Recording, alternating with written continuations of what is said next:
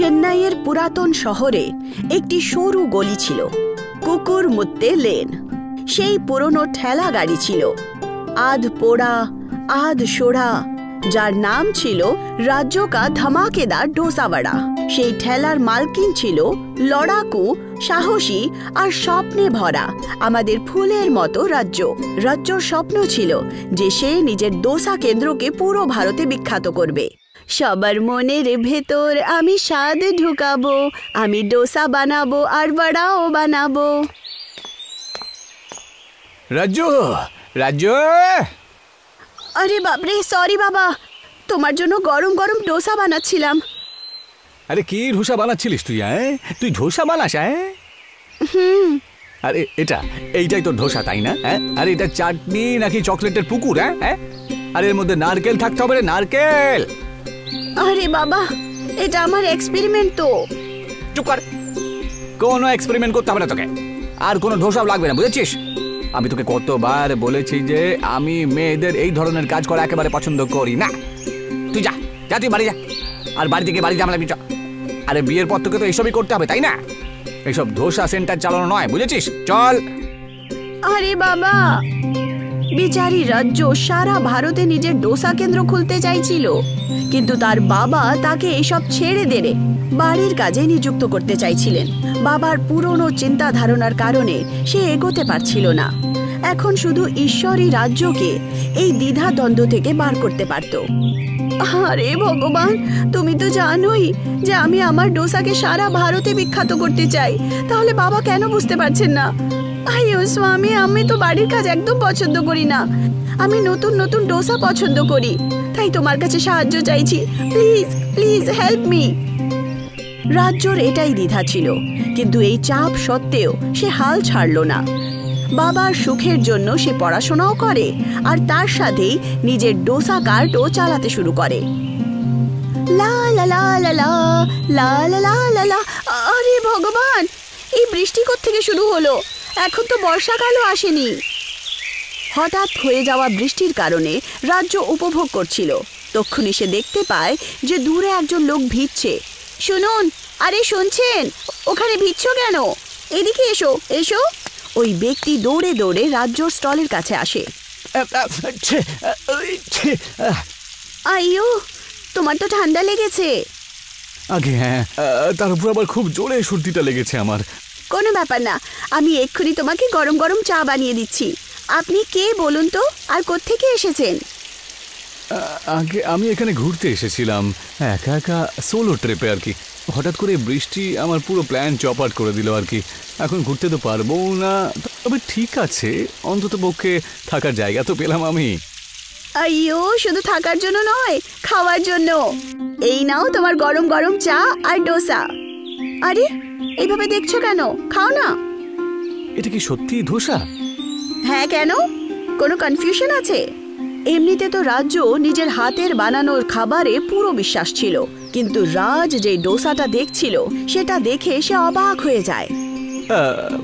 রাজ্য দেবী, এটা আপনি কি দিয়েছেন বলুন তো? আইয়ো, তার মানে কি দিয়েছি? ডোসা দিয়েছি। আমি এর আগে অনেক ধোসাই খেয়েছি, অনেক দেখেওছি, কিন্তু কেন জানি না হঠাৎ করে এটাকে দেখে আমার একটু ভয় লাগছে। আমার এর মধ্যে কোনো রকম গন্ডগোল তো? কি বললে তুমি? না না না না, কিছু না, আমি খাচ্ছি, আমি এক্ষুনি খাচ্ছি। রাজ্যর চাপে এসে রাজ একটা লম্বা নিঃশ্বাস ফেলে আর ঈশ্বরের ভরসায় প্রথম কামড় খায়। তারপর সে চমকে ওঠে। আরে এটা আবার কি ছিল? এই ধোসাটা তো দেখছি। এই ডোসাটা কি? এই ধোসাটা সত্যি দুর্দান্ত। কি সত্যি? হ্যাঁ, এই ধোসাটা কি বলবো এই ব্যাপারে, আমি আর এরকম স্বাদ এর আগে আমি আর কখনো দেখিনি। মনে হচ্ছে জানো, যে এটাকে তৈরি করেছে আমি তার হাতে চুমু খেয়ে নি। আচ্ছা নাও, চুমু খাও। কি? আইয়ো, তুমি তো বললে যে এটা বানিয়েছে তার হাতে চুমু খেতে চাও। রাজ্যর এই বেপরোয়া স্বভাবের কারণে রাজের বলাই বন্ধ হয়ে যায়। আচ্ছা, এমনিতে আপনি এতটাই বেশি ট্যালেন্টেড, তাহলে এর একটা ভিডিও তৈরি করে সোশ্যাল মিডিয়াতে আমি দিয়ে দিই। আইয়ো, সোশ্যাল মিডিয়া? তাহলে আমি ফেমাস হয়ে যাব না? আগে হ্যাঁ, সত্যি আপনি যে ধোসাটা তৈরি করেছেন না, সেটা তো ফেমাস হওয়ার মতনই যোগ্য। রাজের কথা শুনে রাজ্য সপ্তম আকাশে পৌঁছে যায়। সে রাজের মোবাইল দিয়ে নিজের ডোসার একটা ভিডিও বানানো শুরু করে। আইয়ো স্বামী, আপনাদের স্বাগত জানাই আমার লাল মরিচ ডোসার রেসিপির জন্য। স্বাগতম স্বাগতম, প্লিজ। রাজ্জু দেবী, ব্যাস ব্যাস, উফ, এত স্বাগত জানাতে হবে না, শুধু রেসিপিতে লক্ষ্য রাখতে হবে আমাদের। ওকে ওকে, তো বন্ধুরা, প্রথমে নেব মুচমুচে বেসন ডোসা ব্যাটার, আর এর মধ্যে যাবে ডার্ক চকলেট। এবার একে ভালো করে মিশিয়ে তাওয়াতে দেব। রাজ্য খুব যত্ন করে ডোসা বানাচ্ছিল। ও নিজেকে এত আত্মবিশ্বাসী আর খুশি আগে কখনো অনুভব করেনি। আইয়ো স্বামী, আমাদের লাল মির্চ চকলেট ডোসা রেডি গো। এখন আমরা ওপর থেকে চূর্ণ লাল মরিচ আর বাদাম দিয়ে সাজাবো, আর এই নারকেল চাটনিতে ডার্ক চকলেট মিশিয়ে সার্ভ করব। তো বন্ধুরা, এই হলো রাজ্যর স্পেশাল লাল মরিচ চকলেট ডোসা। চলো চটজলদি খাও। বাহ বাহ, এ তো দারুণ ব্যাপার রাজ্জু দেবী, আপনি খুব ভালোই শেখান দেখছি রেসিপিগুলো, আর ভিডিওটা দারুণ হয়েছে। দেখবেন এই ভিডিও আপনাকে সারা জগতে ফেমাস করে ছাড়বে। আইয়ো সত্যি? হ্যাঁ সত্যি। রাজ্জা! আইয়ো বাবা, তুমি এখানে? হ্যাঁ আমি এখানে, কিন্তু তুমি এসব কি করছো? আর এই ছেলেটার সাথে তুমি কি করছো? না না বাবা, এরকম কিচ্ছু না। ও তো আমার সাহায্য করছে আমার লাল মরিচ চকলেট ডোসার রেসিপির ভিডিও বানাতে। কে? শুকনো লঙ্কার চকলেট ধোসার ভিডিও? রাজ্য, তোকে নিয়ে আমি এখন কি যে করি? তো আমি কতবার বারণ করেছি, এইসব কিছু আমি পছন্দ করি না। চ আমার সাথে, চ বাড়িতে চ। শেষ পর্যন্ত যার আশঙ্কা ছিল সেটাই হলো। রাজ্যর বাবা সব কিছু জানতে পেরে যায়, আর উনি রাগের চোটে রাজ্যকে তালাবন্ধ করে দেয়। বিচারী রাজ্য কিছুই করতে পারে না। আমার সাথে এরকম কেন হচ্ছে? স্বপ্ন দেখা কি এতটাই ভুল? বাবার রূঢ় আচরণের জন্য রাজ্য খুব হতাশ হয়ে যায়। সে কিছুই বুঝতে পারছিল না, এমনকি সে এটাও জানতো না যে রাজ সেই ভিডিও সোশ্যাল মিডিয়াতে পোস্ট করেছে কিনা। এখন সে শুধু ঘরের কাজে আটকে রয়ে যায়। বাবা, চা। আশা করছি ধোসা সেন্টার আর এইসব পাগলামি তোর মাথার থেকে এবার যেন বেরিয়ে যাবে, বুঝতে পেরেছে? হ্যাঁ বাবা। রেগে রাজ্য মুখ ঝুলিয়ে ভেতরেই যাচ্ছিল, তক্ষুনি দূর থেকে রাজ দৌড়ে ফিরে আসে। রাজ্য দেবী, রাজ্য দেবী, ও রাজ্য দেবী, এই ছেলেটা এখানে কি করছে?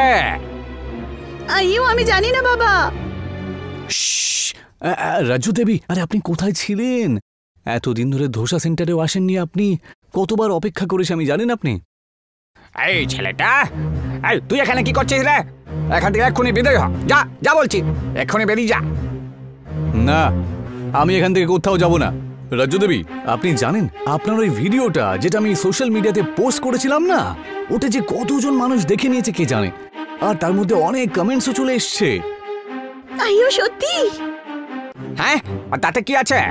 শোনো, এইসব জিনিস আমি শুনতে চাই না, তুমি এখান থেকে কেটে পড়ো তো বাবা।